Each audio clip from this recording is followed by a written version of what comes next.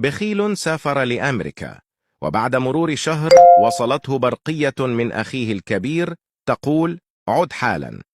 تجاهل الرجل البرقية، وفي الشهر الثاني وصلته برقية من أخيه الأوسط تقول: عد حالا وبسرعة.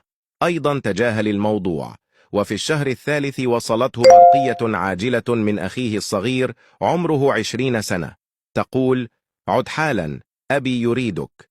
هذه المرة حجز على أول طائرة ذاهبة لبلده.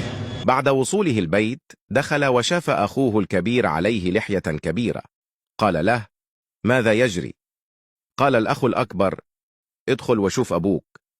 مشى 5 خطوات وشاف أخوه الأوسط كثيف اللحية. سأله: ماذا يجري؟ قال له: ادخل وشوف أبوك. مشى 7 خطوات فرأى أخوه الصغير ذو لحية كبيرة.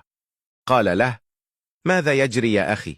قال له: ادخل الغرفة وشوف أبوك. دخل الولد الغرفة وشاف أبوه كثيف اللحية أيضا ساله.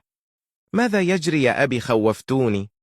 قال الأب: أليس عيب عليك يا ولدي تاخذ ماكينة الحلاقة معك لأمريكا؟